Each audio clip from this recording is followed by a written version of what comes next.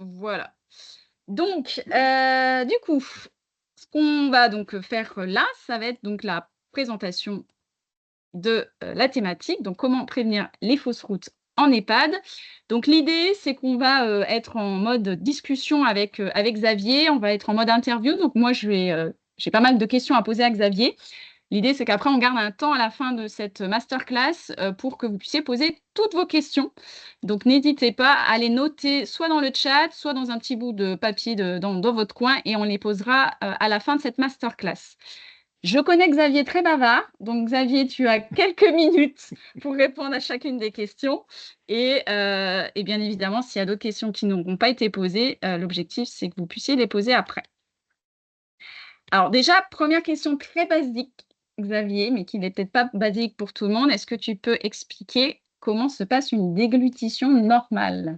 Ouais, alors une déglutition, c'est pris dans un contexte qui est celui d'une alimentation. Donc la première étape, ça va de porter l'aliment à la bouche, donc le geste main vers la bouche. Ensuite, dans la bouche, il va y avoir un temps de mastication ou pas, si je bois de l'eau.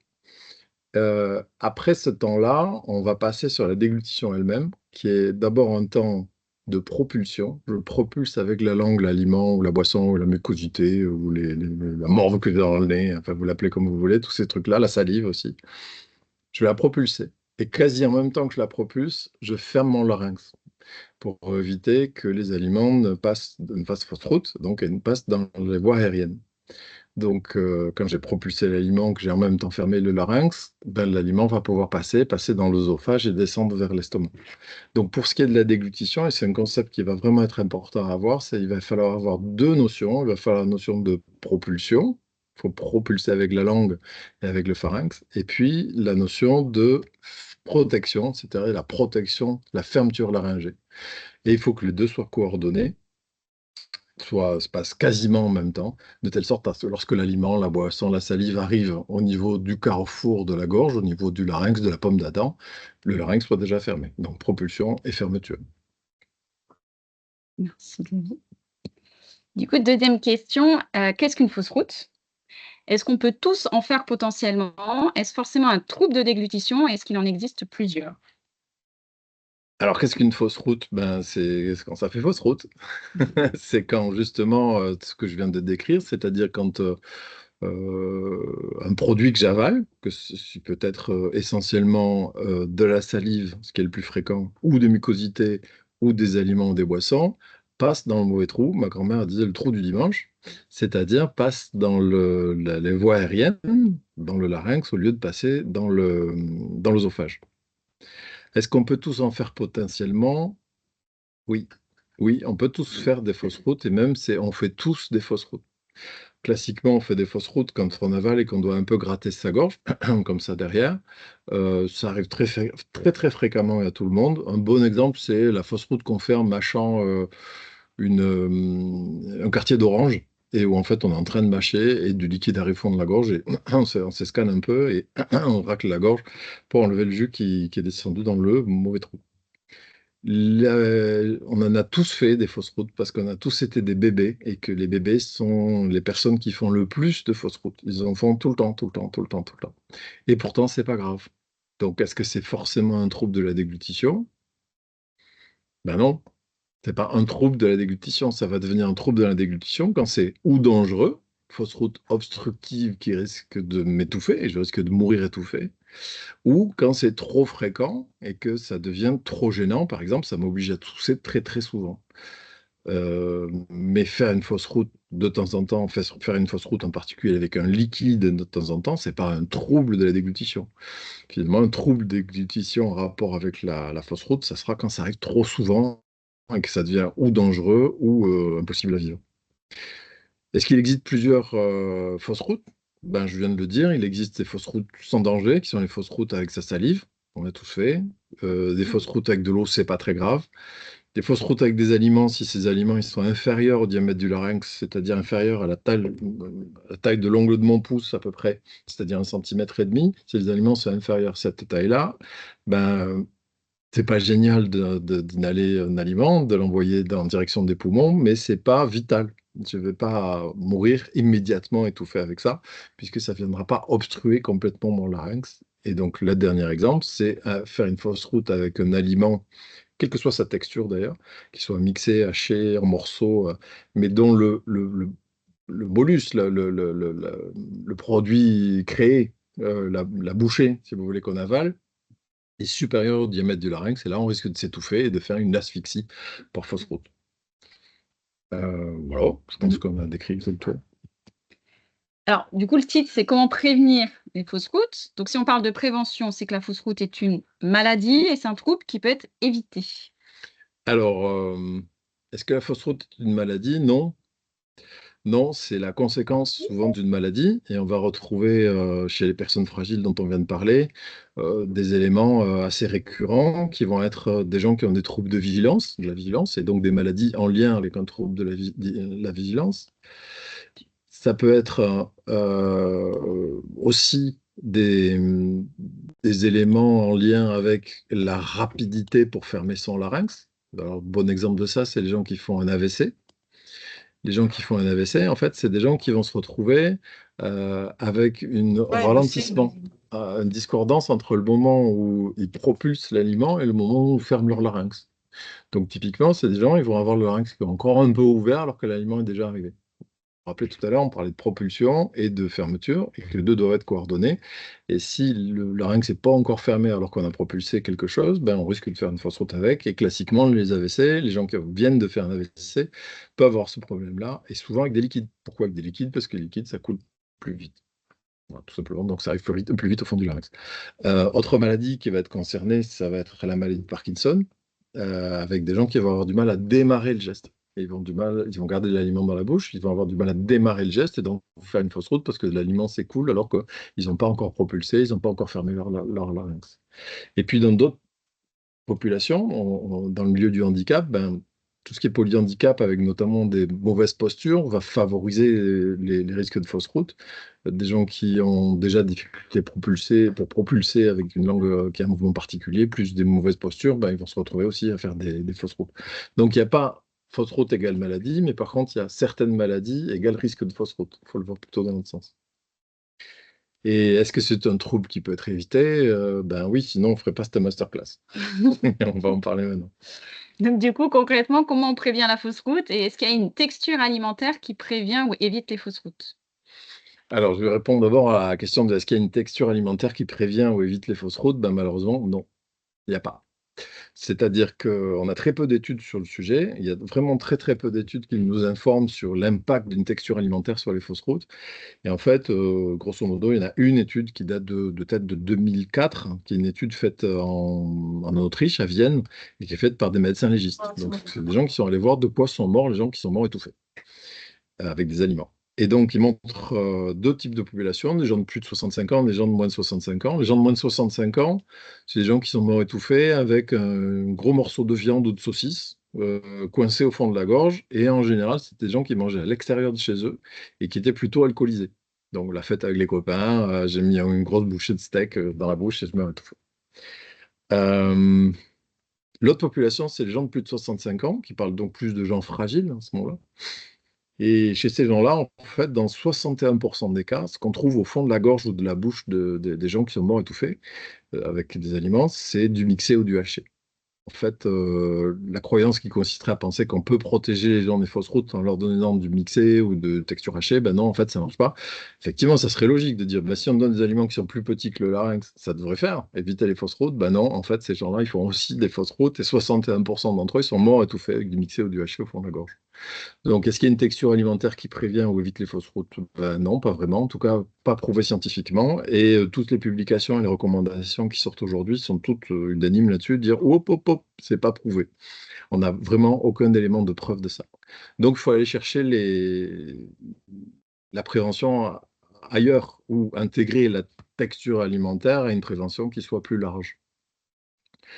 Et ben, c'est peut-être que ce qu'on peut se poser comme question en disant quelles sont les circonstances qui ont généré ces fausses routes.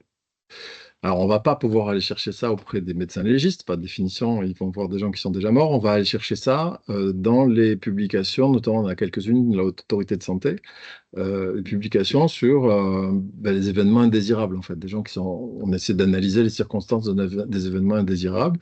Et ce qu'on retrouve, donc là, ce n'est plus des valeurs statistiques, hein, on n'est pas dans une démarche scientifique, mais dans la description d'une série de situations, de cas particuliers. Ce qu'on retrouve, en fait, c'est toujours des circonstances qui sont toujours ces trois-là, c'est-à-dire une question de texture, dans le genre, dans le sens, est-ce que les gens pouvaient mâcher, pas mâcher? Est-ce que la texture qu'ils ont mangée était adaptée, pas adaptée? Ok, bien sûr, on vient de l'évoquer avec ce que je viens de vous donner comme données scientifiques. Et puis deux autres éléments qui sont la question de la vigilance et la question de la posture. Vigilance dans les deux sens, en fait. On pourrait dire, c'est-à-dire les gens vigilants suffisamment éveillés pour manger, qui ne s'endorment pas avec un aliment dans la bouche. Et puis, moi, je les mettrais sur le même continuum à l'autre bout, des gens trop vigilants, je dirais, pas des gens qui se jettent sur l'aliment, en fait. Des gens qui sont mangeurs rapides, nous disent des publications. Moi, je veux bien dire ogrophages, des gens qui se jettent sur la bouffe très, très vite, très, très fort, et qui vont potentiellement aussi faire des fausses routes. Et puis, je vous ai cité une troisième circonstance. La troisième circonstance, c'est la posture. Alors, la posture, pourquoi? Je vous l'ai expliqué un peu tout à l'heure en disant que si j'avais euh, le larynx qui n'était pas fermé au moment où j'avalais, je risquais de faire des fausses routes. Bon, imaginez, donc, j'ai cité ma grand-mère avec le trot du dimanche. Mon autre grand-mère, elle parlait du gosier en pente. Je vais essayer de vous le mimer à la caméra, je sais pas si ça marche. Si je suis comme ça, effectivement, l'aliment va accélérer sa descente, va descendre plus vite, et donc ça peut risquer des fausses routes. OK, premier aspect sur la posture. Et puis moi, j'en vois un deuxième qui me paraît très important, c'est le mimer à la caméra, c'est pas génial, mais vous voyez, je suis tassé sur moi-même dans une posture où en fait, je limite ma respiration. Là, je vous parle et de plus en plus difficilement parce que j'ai un petit volume d'air. Et donc, avec ce petit volume d'air, si je fais une fausse route, je peux pas tousser. Je peux pas tousser efficace. Et on peut pas me faire la manœuvre de Heimlich efficace. Ça va pas être très, très, très, très efficace. Donc, vous voyez, je me suis retrouvé avec, par exemple, quelqu'un qui aurait mangé un trop gros morceau d'aliment qui s'est jeté dessus, qui l'a pas mâché, qui est dans une mauvaise posture, potentiellement, qu'est-ce que je peux faire pour lui? Pas grand-chose, parce qu'il va pas pouvoir tousser, il manque d'air. Mais je pourrais pas non plus facilement lui faire une manœuvre de Heimlich, parce qu'il manque d'air et que la manœuvre de Heimlich, il se fait sur l'air résiduel comme dans le poumon. Voilà. Donc c'est vraiment cette idée-là de trois éléments vraiment à avoir en tête qui sont fondamentaux. C'est la question de la texture, il peut mâcher, pas mâcher. Est-ce que la texture qu'on lui a donnée était cohérente par rapport à ses capacités? Très souvent, les gens peuvent mâcher, en fait. L'autre élément, ça va être, est-ce que ce patient, il est bien posturé? Et est-ce que ce patient, il est vigilant? Voilà, c'est vraiment les trois éléments qui sont fondamentaux. Et ça, ça se surveille, en fait.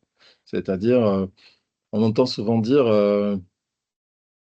moi, ça me touche parce que ça dit la peur des soignants, oh là là, il a failli faire une fausse route, en arrivée, il était bleu, on a fait la manœuvre d'Heimlich, on a fait ce qu'il fallait, on l'a tiré d'affaire, il faut changer sa texture, lui donner du mixé. Non, en fait, vous avez fait du super boulot, puisque justement, vous êtes arrivé avant qu'il meure. Et vous avez fait la manœuvre de Heimlich ou extrait l'aliment de la bouche, vous avez fait du super boulot. Et c'est ça la première surveillance. C'est pas le premier défaut, la surveillance. C'est la première protection ou la dernière barrière, vous l'appelez comme vous voulez, mais c'est le truc fondamental. Et chaque fois que des soignants sont présents et qu'ils surveillent les éléments que je viens de vous donner, posture, texture et vigilance, il n'y a pas de fausse route. Donc en fait, la première richesse, et la première protection, c'est vraiment la surveillance par les soignants. Je suis pas en train de dire qu'il faut surveiller tout le monde tout le temps. Je suis en train de dire que les gens qui nous inquiètent, on va pouvoir surveiller et chez eux, surveiller les éléments que je viens de vous donner, je viens de vous donner un exemple. On a ce sujet-là dans l'EHPAD on est aujourd'hui avec la question du créma, hein. On a une dame qui veut manger Le bonbon. du bonbon créma, elle veut manger son bonbon créma. De toute façon, elle mangera. Qu'on l'interdise, qu'on l'autorise, qu'on essaie de lui piquer tous. On a eu une idée à midi, c'était de dire on va manger tous ces crémas, comme ça elle n'en aura plus et elle fera plus de fausse route. Mais le problème, c'est que sa famille continue à en amener. Donc ça va pas marcher. Donc l'idée, c'est de dire cette dame, puisque de toute façon elle mangera son créma, on va essayer de se débrouiller pour qu'elle puisse le manger euh, à la vue de tous, à la vue de soignants, c'est-à-dire pas dans sa chambre, au moins dans le couloir, au moins dans un lieu où il y a du passage, ou enfin bref, un endroit où on est susceptible de la voir faire une fausse route, parce que de toute façon, on ne pourra pas l'empêcher. Et notre première protection, ce sera de la protéger si elle en fait une. Je n'ai pas dit que c'était génial, Puis de toute façon, on ne pourra pas faire autrement avec cette dame-là parce qu'elle va les bouffer quand même, ces crèmes. Alors, la dernière question, alors c'est vrai qu'on utilise le terme mixé parce que c'est le terme usuel dans tous les EHPAD, mais on ne devrait plus utiliser ce terme puisque ça a été banni par l'IDDSI. On devrait parler d'une texture pure et lisse. Mais du coup, est-ce que le mixé tel qu'on le connaît aujourd'hui peut créer une fausse route puisque justement c'est lisse et sans morceaux? Alors, la question elle est un peu ambiguë. C'est un peu, imaginez une dame qui serait morte étouffée avec du mixé, qui avec le doigt trempé dans le mixé aurait écrit sur le mur, le mixé ER m'a tué, vous vous rappelez, Omar m'a tué, il y avait eu comme ça. Donc le mixé m'a tué, peut-être pas. Le mixé m'a tué, non, mais le mixé m'a pas empêché de mourir, oui. Puisque c'est lié à des circonstances et que la texture n'est qu'un des éléments. Donc en fait, on ne va pas pouvoir réussir à protéger quelqu'un des fausses routes juste en travaillant sur la texture. On ne peut pas se permettre de déléguer les trois éléments que je vous ai donnés à un seul. C'est forcément la conjonction entre ces trois éléments, c'est-à-dire une bonne posture, une vigilance et une texture. Mais donc le mixé peut-il créer une fausse route? Ben oui, dans 61% des cas, les gens qui sont morts étouffés, ils sont morts étouffés avec du mixé, mais il faut aller voir les circonstances dans lesquelles ils sont morts étouffés. Et dans cet article-là, ce qui était assez frappant, c'était les autres éléments de circonstances. Il y avait notamment le fait que c'était plutôt le matin. Je me souviens plus de la proportion, mais c'était dans 40% des gens le matin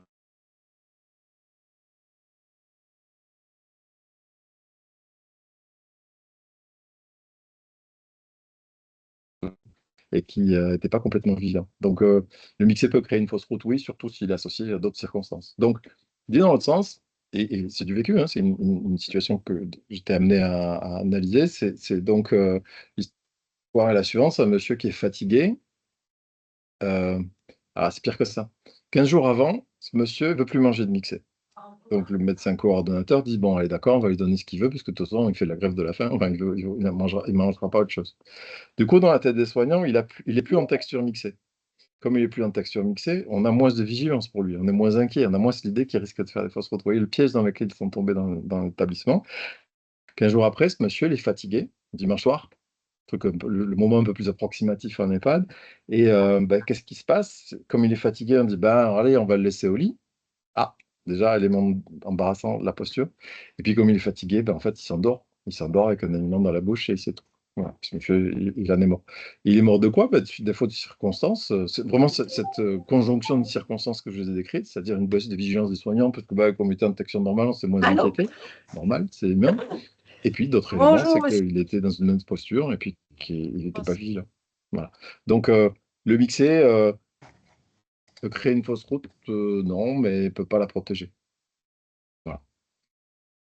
Du coup, peut-être avant qu'on passe à la conclusion de ça, ce que je vais peut-être faire, hop, je vais revenir sur notre petit, je vais arrêter le partage.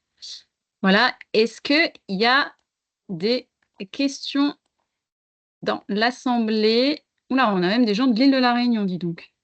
Sur le tôt, coucher tard, on sait pas. Alors, j'ai entendu dire qu'il était important que les personnes aient les pieds bien ancrés, posés au sol pour éviter les fausses routes. Est-ce vrai? Si oui, pourriez-vous expliquer? Merci. Tout à fait. Alors, on parlait de posture. Et alors, les pieds bien ancrés au sol, un ergothérapeute serait plus indiqué que moi pour en parler, mais la logique est la suivante, c'est de dire qu'en fait, si j'ai les pieds bien ancrés, bien en appui au sol, ou sur des cale-pieds d'ailleurs, ben, il va y avoir deux éléments. Le premier, c'est que je vais éviter ou limiter l'effet toboggan. Donc, je vais moins se glisser dans le fauteuil. Et donc, vous voyez, le problème de se glisser dans le fauteuil, c'est que j'ai le bassin qui part avant, et donc je limite ma respiration. Je suis en train de le mimer, ça se voit pas à l'écran, mais les gens qui sont dans la salle voient que je suis en mode crapaud, hein. Je suis en crapaud sur moi-même, et là je commence à, voilà, je vous entendez, je commence à manquer un peu d'air, et donc je dis, bien, c'est ok, si j'ai les pieds au sol, potentiellement, je peux un peu bloquer ça. Et puis un autre élément, c'est que vous pouvez l'essayer à distance, vous pouvez l'essayer dans la salle si vous voulez. Si vous toussez et que vous avez l'appui au sol, vous avez un poil plus de force, un tout petit peu. Alors nous, on est valide, enfin en tout cas je vous le souhaite. Et donc on n'a pas besoin de ça, on peut tousser aussi avec les pieds en l'air. Mais quand je suis affaibli, que je suis pas tonique, que je suis pas très éveillé, enfin bon bref, que je suis fragile, quoi, toutes les bonnes choses sont bonnes à prendre. Et le fait de pouvoir aller chercher un peu d'impulsion sur les pieds va me permettre d'avoir peut-être le millipoil d'énergie suffisante pour pouvoir encore mieux tousser. Voilà. Donc il faut se donner tous les moyens, et les pieds en font partie, sont vraiment un élément fondamental. Alors de principe, les soignants demandent une texture mixée le soir quand les personnes à risque et alité pour les personnes à risque et alité, alors que ces personnes mangent haché le midi. Quels conseils pour changer ces automatismes? Et c'est bien le problème, c'est-à-dire que c'est un mélange de ressources humaines et techniques. Donc, si je me cantonne à une réponse technique, elle va être facile. C'est de dire, ben non, les gens qui peuvent mâcher, ils peuvent mâcher. Donc, ils ont pas de raison d'avoir une texture mixée le soir, alors qu'ils ont une texture, par exemple, hachée ou à mâcher, on va dire, idéalement à midi. Ou des biscottes au petit déjeuner, des choses comme ça. Donc, c'est pas cohérent. Voilà. Ok, c'est facile de répondre comme ça, mais si les gens font ça, si les aides-soignants demandent ça le soir, il y a des raisons. Alors, on peut en citer des raisons qui sont la première, le manque de surveillance et donc le sentiment qu'on peut protéger les gens, déléguer la surveillance finalement à la texture mixée. Ben non, ça marche pas. Et puis, bon, moi je vous donne des effets secondaires qui sont pas mal, c'est que quelqu'un qui est alité, si on lui donne du mixé, il n'y a pas de miettes au moins dans le lit. Voilà, des petites choses comme ça. Donc, qu'est-ce qu'on peut répondre à ça? Si je me cantonne à ma posture d'orthophoniste, je dis, je monte sur le grand chevaux et je dis non, il n'en est pas question.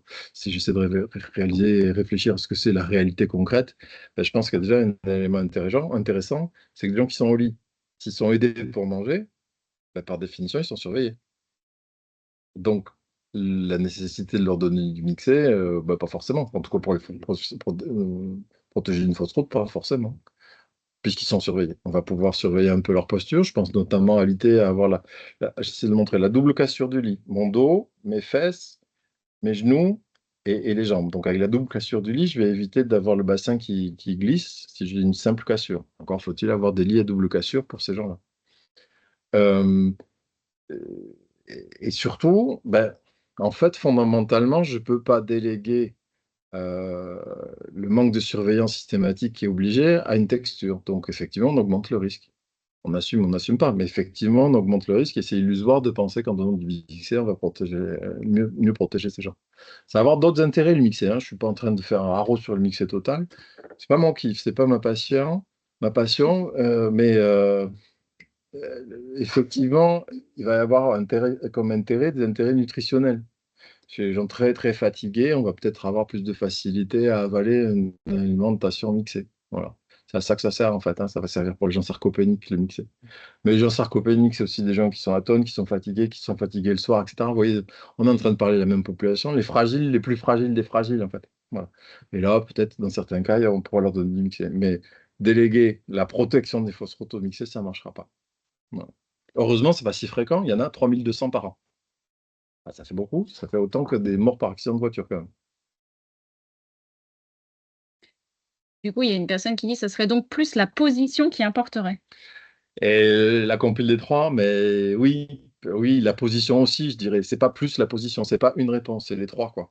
Vigilance, posture et texture adaptée. Mais vigilance aussi, hein, la position, c'est important, mais les gens qui sont dans les chevaux, même s'ils sont dans la bonne position, ça va être compliqué. Voilà, c'est surtout, je crois, de se dire, je pense qu'il faut pas tout déléguer à la texture, pas penser que la texture va pouvoir faire les autres activités qui sont la vigilance et la posture. Je crois qu'il faut le voir comme ça. Il faut voir les trois et surtout pas croire que la texture suffise, quoi.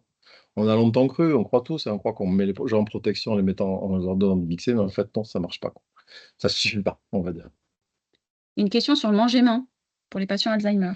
Ben, le manger main pour les patients Alzheimer, c'est pas tout à fait ça l'objectif du manger main. L'objectif du manger main, c'est de préserver le geste main-bouche. Vous vous rappelez, tout à l'heure, je vous ai parlé de déglutition, j'ai dit d'abord, la première étape, c'est de prendre l'aliment et de le porter à la bouche. Et ça, c'est vraiment très naturel à l'homme, et même au bébé, hein, c'est le premier truc que font les bébés. À un moment, on essaie de leur apprendre à pas le faire parce qu'ils nous gênent quand on leur donne la cuillère. Donc, le geste main-bouche, il doit être préservé. Et une des manières de préserver cette autonomie pour manger, même quand on ne sait plus utiliser les couverts, ça va être d'utiliser donc, des choses à manger avec les mains, de l'apéritif dînatoire, des petits morceaux, des choses comme ça. OK.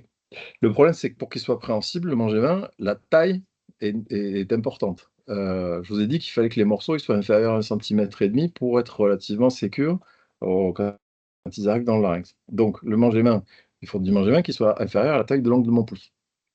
Du coup, ça devient difficile. Le manger-main, en général, c'est de l'apéritif dînatoire, c'est un peu plus gros, c'est attrapable avec les mains, mais à partir du moment où c'est attrapable avec les mains, bah, c'est plus gros que le diamètre du larynx.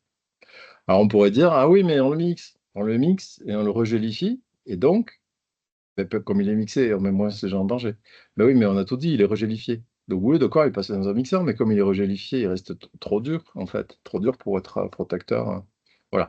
Donc, du manger-main qui serait protecteur des fausses routes, en fait, malheureusement, ça n'existe pas. C'est vraiment, j'en suis désolé, hein, mais ça serait vachement bien, mais ça, c'est un peu la quadrature du cercle. C'est vouloir faire des rangs avec des carrés, quoi. C'est pas possible. Alors Sandrine, je poserai votre deuxième question après. Je vois juste que les équipes d'Esprès vont lever la main. Donc, je ne sais pas si vous voulez prendre la parole. Oui, bonjour. Je vous On avait une écoute. petite question sur le chiffre de 3200 morts par an. C'est toute population confondue? Ouais. D'accord. Oui, c'est le nombre de morts déclarés par an en France, nombre de gens morts déclarés étouffés par an. Et en fait, dedans, vous avez 80 enfants, ce qui est énorme, hein, parce que les enfants, ils sont quand même. Eux peuvent s'étouffer avec C'est un un aliment cacahuète. plus petit, puisqu'ils ont un plus petit larynx. Sachez-le quand même, hein, l'idée d'un centimètre et demi, c'est valable pour l'adulte, c'est pas valable pour l'enfant. Un enfant avec un cacahuète ou une olive ben, risque de s'étouffer. Parce que le larynx est plus petit, qui grossit avec l'âge. Donc 3200, c'est le chiffre pour la population entière. Et après 65 ans, de tête, c'est à peu près, je me souviens plus du chiffre, j'aurais dû réviser avant de venir. Je pense que c'est la moitié des gens de plus de 65 ans qui font des fausses routes. Et plus on monte en âge, plus l'incidence est importante. Le premier, c'est pas le premier accident de la vie quotidienne, hein. Le premier accident de la vie quotidienne, vous en doutez bien, c'est la chute. Et Mhm. le deuxième, par contre, effectivement, le deuxième accident de la vie quotidienne, notamment chez les personnes âgées, ben, ça va être les fausses routes alimentaires. Merci beaucoup. C'est des données que je peux vous transmettre hein, par mail. C'est des données qui sont publiées tous les 10 ans à peu près par l'Institut de veille sanitaire. Ce- Ces décès-là c'est des décès qui sont assujettis à une déclaration obligatoire. Donc on peut penser qu'il y a une partie qui n'est pas déclarée, d'accord, mais qu'il y a quand même une bonne partie qui est déclarée et que donc la compilation des données est assez cohérente. Il faut savoir que ça ne change pas, hein. Il y a, les dernières publications par rapport à celles des 10 ans précédents sont les mêmes, hein. C'est à peu près les mêmes chiffres, ça ne change pas. Du coup, donc il y a une deuxième question de Sandrine qui dit, avec un senior au dos déformé, courbé sur lui-même, comment l'aider à se positionner correctement pour éviter le tassement du corps? Eh ben, vous demandez au kiné. C'est très difficile, effectivement. Bah oui, ça va être très difficile avec quelqu'un qui est très, très tassé sur lui-même, avec un dos déformé, et surtout si c'est très dur, tout ça, hein, s'il n'y a plus de possibilité de mobilisation, ça va être difficile de le positionner. Et on arrive, on plafonne, hein, on plafonne et sur les capacités qu'on a de protéger cette personne-là. Donc, en l'occurrence, vous avez compris ce qui va se passer. C'est quelqu'un qui va avoir une réduction de l'amplitude de sa respiration. Donc, il augmente son risque de fausse route. Donc, on va être d'autant plus vigilant sur le reste, s'assurer qu'il est vraiment éveillé quand il mange et s'assurer qu'il ne se jette pas sur les aliments. Parce que c'est à peu près la seule réponse qu'on peut avoir. Vous voyez, si on ne peut pas corriger sa position parce qu'elle est anatomiquement impossible à modifier, ben, il va falloir être d'autant plus vigilant sur les autres problèmes sur lesquels on peut agir.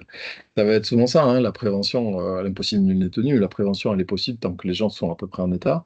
Et plus ils avancent en âge et plus ils ont de difficultés, plus cette prévention et l'effet de cette prévention va être réduit et altéré. Une autre question, est-ce que les troubles de déglutition peuvent se rééduquer, notamment l'étape de coordination entre propulsion et fermeture du larynx? C'est lui comment? Alors, je suis orthophoniste, il faut que je fasse une réponse de rééducateur. Euh, le problème, c'est que c'est un réflexe. Cette partie-là, c'est un réflexe. Le geste pour manger, main bouche, c'est un geste, c'est volontaire. La mastication, c'est quasi volontaire dans le sens où on peut l'arrêter. C'est un truc qu'on peut décider de faire, on n'y pense pas toujours, mais qu'on peut décider d'arrêter. Dans ce sens-là, c'est volontaire. Le problème, c'est comment on rééduque tes réflexes?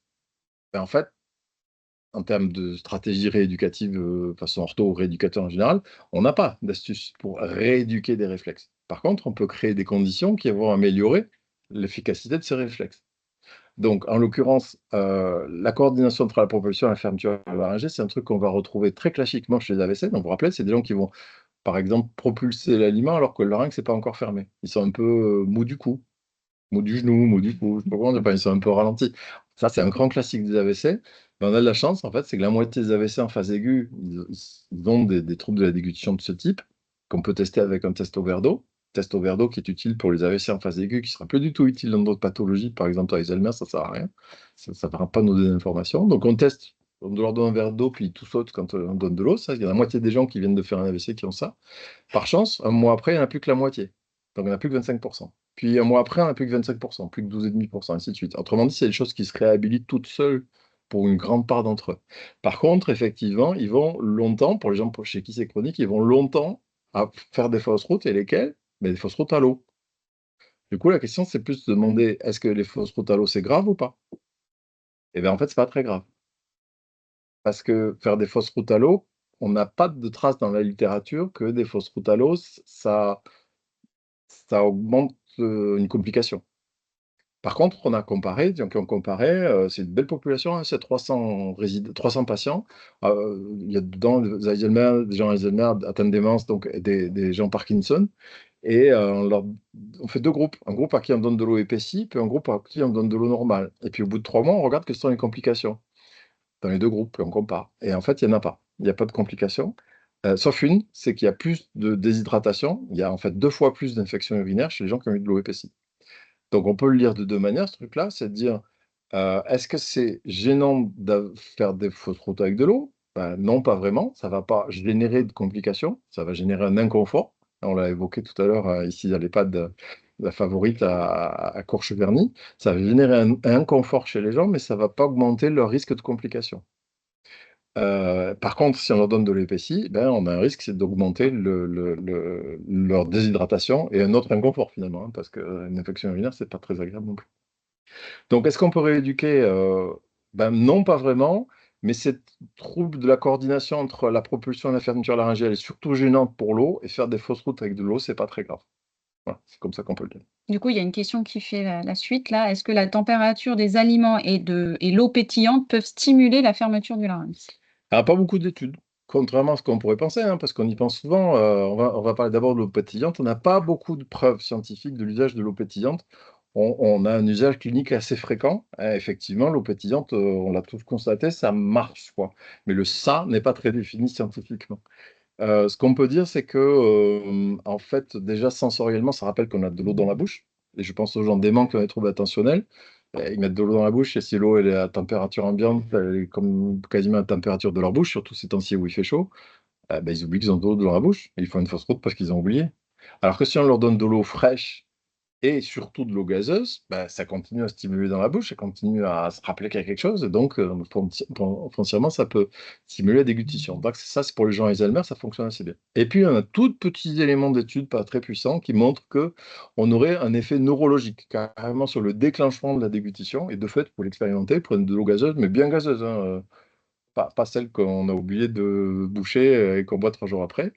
Et en fait, si on la garde en bouche, on a vraiment cette envie d'avaler. Et cette envie d'avaler, il semble qu'elle soit en partie neurologique. En tout cas, on trouve des traces d'activité neurologique avec ça. Pour le frais, on n'a pas. La température ça ne veut pas dire que ça n'existe pas, hein, mais pour le frais, on n'a pas de preuve scientifique de l'usage de la température pour stimuler la fermeture du larynx. Par contre, on a des essais sur les choses chaudes et les choses froides, en fait, les choses éloignées de la température du corps qui stimulent effectivement la déglutition, mais pour la même raison que je viens de vous indiquer, plus on a d'informations dans la bouche, mieux on va avaler en fait. Si j'ai de l'eau tiédasse qui n'a aucun goût, bah, il y a moins de chances d'y penser et d'avaler que si j'ai de l'eau gazeuse, stimulante, ou des petits morceaux par rapport au mixé, ou des petits morceaux dans la bouche qui vont m'inciter à avaler. Il y a des questions dans la salle, parce que du coup, on a concentré sur. Ils sont déjà briefés depuis cet après-midi, hein, les gens de la salle, donc ils ont peut-être moins de questions. Est-ce que démarrer quelqu'un qui a une sèche, ça peut aider? Attends, je repose la question.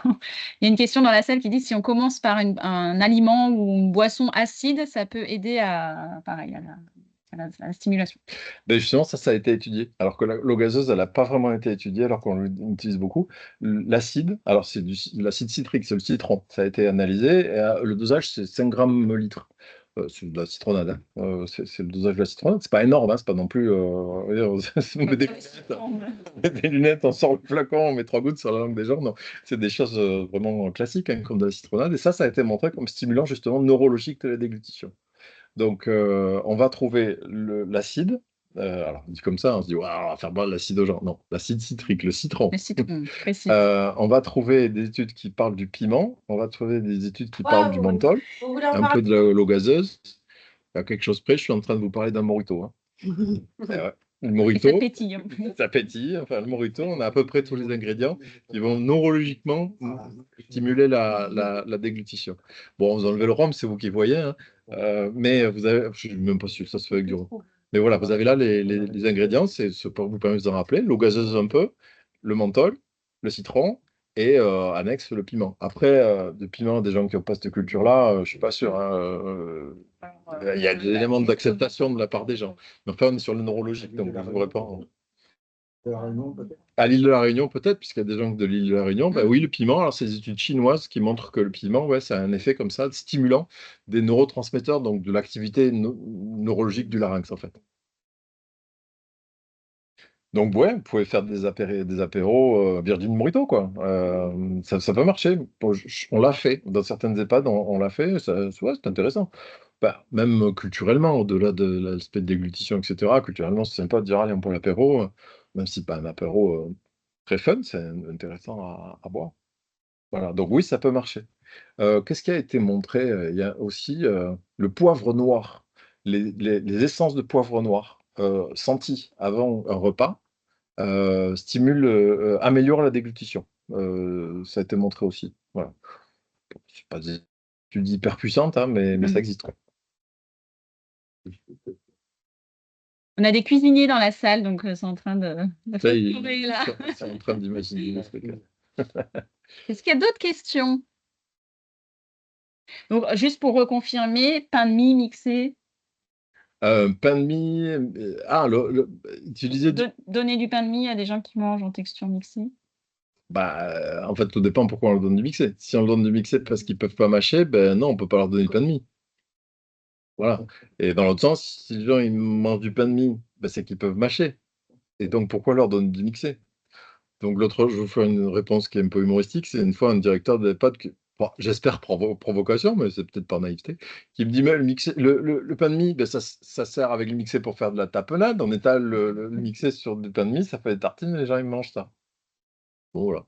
Autrement dit, mixer et pain de mie, ça va pas ensemble. Et sur la fausse route, bah, en fait, le pain de mie, le problème, c'est que ouais, c'est facile à mâcher, mais ça fait des boules. Ça fait des boules Ça qui colle. collent au palais, quoi. Et du coup, cette boule qui colle au palais, quelle dimension elle va prendre avant d'être avalée? Si elle est bien collée, ça fait plusieurs mâchées bien collées au palais, et que c'est à ce moment-là que les gens avalent, ben, le diamètre il est supérieur au diamètre du larynx. Donc, Surtout avec le pain de mie industriel. surtout avec le pain de mie industriel, effectivement. On taira le nom. Voilà. Et alors, il y a la dimension comme dit le cuisinier présent, c'est le pain est plus riche en gluten, donc il va avoir tendance à se compacter comme ça. Et en plus, il n'y a pas de délité, c'est-à-dire que des choses qui sont mieux fermentées, par exemple du pain de campagne ou du pain de mie maison, mais enfin on n'en trouve pas souvent, c'est du pain qui va pas passer, qui va se déliter plus facilement en présence de liquide en fait. Il va devenir crémeux au lieu de devenir pâteux, si vous voulez. Et ça, vous allez le retrouver avec la brioche imbibée, que vont goûter nos résidents ici demain, hein. Ben, bien, bon, on ne va pas donner la recette complètement là, sur Internet, hein, on se la garde pour nous, au moins jusqu'à demain. Revenez nous voir demain, vous qui êtes sur Internet. Ben, on va travailler avec de la brioche imbibée avec du café qu'on associe à de la crème anglaise, de la crème pâtissière. Et c'est quoi l'intérêt de ça? Ben, en fait, c'est que ça permet d'avoir quelque chose qui va être crémeux. Parce que la brioche, ça devient crémeux, ça ne devient pas spongieux ou pâteux. Alors que le pain de mie industriel, il devient spongieux ou pâteux. Voilà. On a une question sur quel contenant pour les boissons recommandez-vous? Ah ouais, c'est ben, la posture. Il y a des choses qui vont favoriser la posture. Donc, ça va être les verres à découpe nasale. Alors, j'en ai un qui ne l'est pas à découpe nasale, mais c'est un verre comme ça, avec une découpe ici pour laisser passer le nez. Vous voyez? Pardon, vous m'entendez plus. Mais si j'ai une découpe ici, ben, je vais pouvoir boire sans être obligé d'incliner la tête en arrière. Et donc, ça va limiter les fausses routes avec de l'eau, dont je vous rappelle qu'elles ne sont pas très graves. Mais effectivement, tant qu'à faire, on peut limiter la toux avec ces gens-là. Voilà, le verre à découpe nasale, c'est vraiment bien. Après, c'est très moche. Vous avez la version très classe. Vous pouvez faire avec des coupes à champagne. Sauf que bon, je ne suis pas sûr qu'en institution, vous ayez beaucoup de coupes à champagne. Mais ça marche aussi. Des verres très ouverts. Les verres Bodega aussi. Ils sont plus difficiles à attraper, mais ils sont intéressants parce qu'ils sont très ouverts et plus jolis, quoi.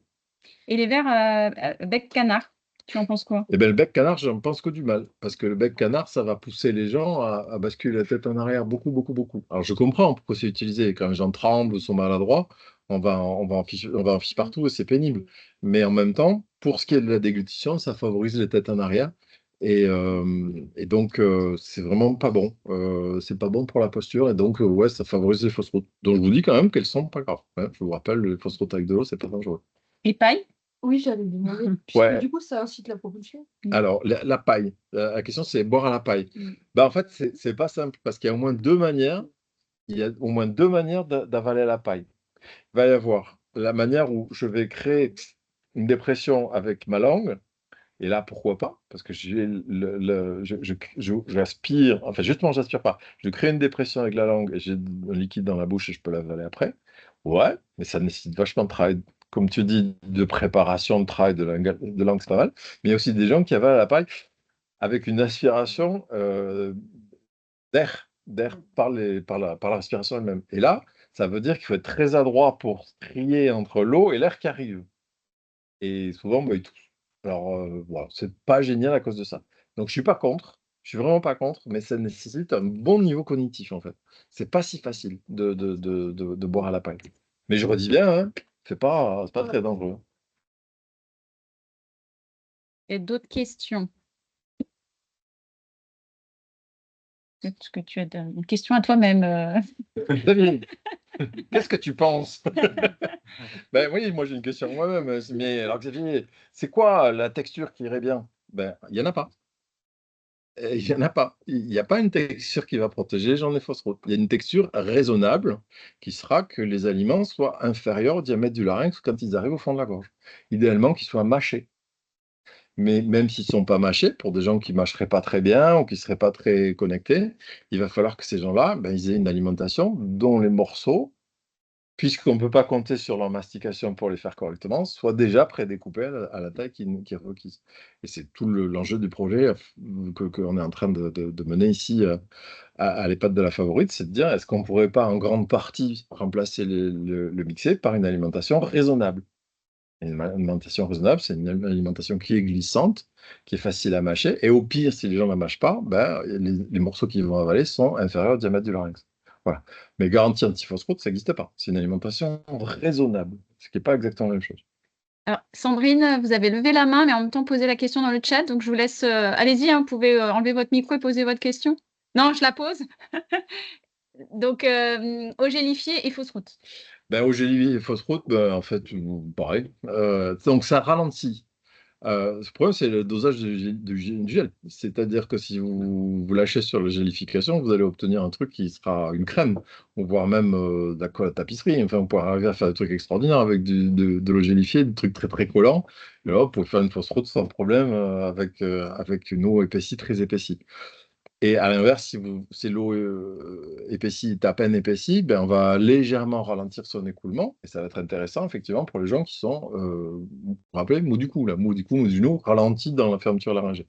Donc, pourquoi pas? Sauf que c'est à mettre en regard. Donc, ça peut protéger les gens des fausses routes avec une eau très légèrement épaissie, de telle sorte à ralentir sa progression, pour laisser le temps au larynx se fermer. Sauf que, encore faut-il que les gens l'acceptent. Et comme on n'a pas de preuve scientifique de son usage, c'est-à-dire on n'a pas montré que ça avait un effet, comment dire, protecteur des complications des fausses routes, ben en fait, on se trouve devant un problème éthique, quoi. C'est-à-dire qu'on se trouve avec des gens qui ne veulent pas boire cette eau épaissie, et nous, soignants, on a tendance à leur dire: «Mais si, je vous assure, c'est cette eau-là qu'il faut que vous preniez au nom de mes croyances de soignant, pas au nom de croyances de données scientifiques». Donc c'est là que c'est un peu embarrassant face à quelqu'un qui vous dit: «Mais j'en veux pas de ton eau, elle est dégueulasse». Voilà. Donc, comment on laisse la place à la personne pour dire bah, ce qu'il veut, ce qu'il veut pas, surtout si on n'a pas un étayage scientifique pour le faire. Mais ça serait notre masterclass, quoi, de dire ben, comment on laisse la parole aux gens quand on n'a pas de données très très solides en fait sur le plan scientifique. Donc oui, au jolifier, pourquoi pas, mais à mettre en regard avec l'acceptation des gens et ce que je disais tout à l'heure, le risque de déshydratation et donc d'infection urinaire. Il y a un petit cas pratique de Christina en cas de retour d'un résident après pneumopathie d'inhalation. L'hôpital a passé le résident en mixé et en eau gélifiée. Comment réévaluer la texture aliments et boissons en EHPAD? Alors, très, très simplement, déjà, penser que quand il est à l'hôpital à un état aigu, et que finalement, le choix des soins qui sont faits à l'hôpital appartiennent à l'hôpital parce qu'il est en état aigu, et à partir du moment où il vous le renvoie chez vous, c'est qu'il considère qu'il n'est plus en état aigu, qu'il est en état chronique. Donc, on peut proposer un autre soin. Donc, c'est pas parce que quelqu'un était dans une alimentation, etc., à l'hôpital qu'il est obligé de conserver le même à l'EHPAD, puisqu'il est passé d'un état aigu à un état chronique. Et comment on réévalue? Ben, en fait, c'est bien d'avoir un ortho sous la main, mais bon, je sais bien qu'il y en a très très peu. Et l'autre option, c'est de travailler avec un outil de dépistage. Je vous propose d'utiliser le MEOF 2, et là, vous allez vous jeter sur Internet et le chercher, et vous allez Vous le galérer, trouverez pas. et vous ne le trouverez pas. Donc, éventuellement, on peut vous aider. C'est un outil de dépistage qui permet de raisonner autour de ce qu'on vient de dire, autour de la posture, autour de la capacité à mâcher, autour de la vigilance. Enfin, voilà. C'est un outil qui n'est pas juste un oui-non, il fait des fausses routes, comme ça serait un test au verre d'eau, par exemple. Test au verre d'eau, je vous dis bien, c'est pas adapté à l'EHPAD. C'est adapté aux AVC en phase aiguë. Et c'est plus du tout adapté à un EHPAD, parce qu'en EHPAD, les gens qui sont AVC, ils sont en phase chronique. Et puis, il y a aussi les Parkinson, il y a aussi les gens déments, il y a aussi les gens vieux. Enfin, voilà. Et tous ces gens-là, on ne pourra pas vraiment faire un dépistage intéressant avec un test au verre d'eau. Donc voilà, je vous invite à penser au MEOF, qui me paraît être un outil intéressant et qu'on peut vous faire parvenir, pouvoir faire un masterclass où on peut expliquer à quoi sert Ça, je le pense. MEOF. On vous fera un petit masterclass spécial MEOF 2, mais en tout cas, vous aurez les éléments quand je vous communiquerai le lien du replay. Donc, pour répondre à la question d'Evelyne, oui, il y aura un replay et vous aurez tous accès, enfin, en tout cas, tous ceux qui se sont inscrits auront accès directement au lien. Est-ce qu'il y a encore des questions? Alors, il nous reste 3 minutes. Ce que je vous propose, c'est qu'on passe à la phase de conclusion, mais qui, vous verrez, sera certainement limpide. Alors, je remets juste en plein écran. Voilà. Donc, je repasse les questions. Donc, je te laisse Donc, parler en conclusion de notre argumentaire d'aujourd'hui, c'est de dire que prévenir les fausses routes, c'est construire la vigilance, qui est la première. Ah bah attends, je te mets. Oui, voilà, c'est construire la protection, la prévention des fausses routes par la vigilance des soignants, hein, la surveillance des soignants, on va dire plutôt, construire la surveillance des soignants, appuyée sur 3 éléments. C'est surveiller la posture, et il faut que les gens soient assis ou s'ils sont couchés, qu'ils soient couchés avec une respiration relativement efficace. C'est surveiller la vigilance avec les éléments suivants, ce sont les gens qui s'endorment à table et les gens qui se jettent sur la bouffe, ça me paraît être les mêmes, quoi. Enfin, le même problème de vigilance et d'excès de vigilance. Ils sont trop actifs sur l'alimentation ou pas assez actifs sur l'alimentation.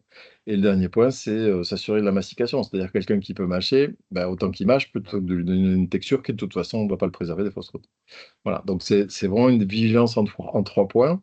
Et moi, ce que je vois, tout ce que j'ai pu analyser ou lire dans la littérature, c'est en fait la première protection, ça a été la surveillance des soignants.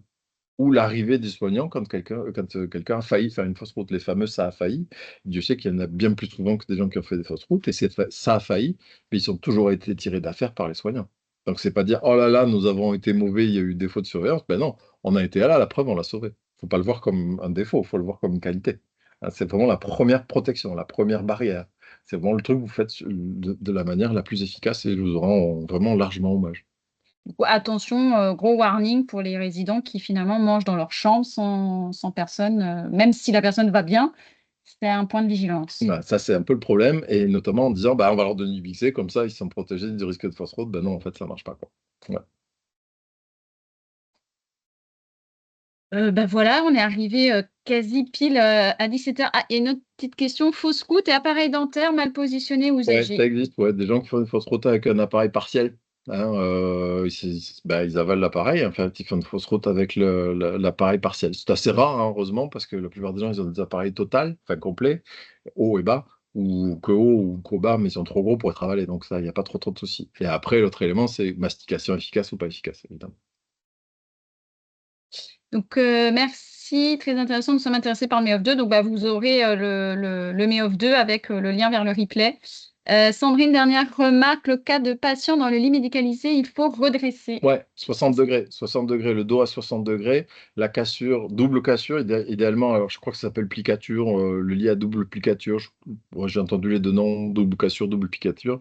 Donc l'idée, c'est un lit à double plicature pour éviter l'effet de toboggan et le dos relevé à 60 degrés, de telle sorte à avoir une tête à peu près droite. Si je le mime, je peux le mimer comme ça. Ça fait le dos, 60 degrés. Le bassin qui va être installé ici et les genoux qui seront installés là sur la deuxième plicature. Voilà. C'est une espèce de position, la position de l'été, hein, c'est un peu la position du transat, quoi. Du transat au bord de la piscine. Voilà, c'est un peu ça. Siège d'été. Voilà, c'est ça, c'est ça. Bon, on arrive à la fin de cette masterclass. J'espère que le format vous a plu, qui était plutôt en mode discussion, échange avec l'expert. Donc, si vous souhaitez mettre en place la démarche de la cuisine bienfaisante, n'hésitez pas à revenir vers nous. Nous, on est hyper motivés. On a tous les experts qu'il faut pour le faire. Donc, on est à votre disposition. On revient vers vous avec le replay, avec l'outil MEOF 2. Et puis, n'hésitez pas à vous inscrire au prochain masterclass. Voilà. Merci à vous. Et merci à l'EHPAD La Favorite de son accueil. Merci à tous.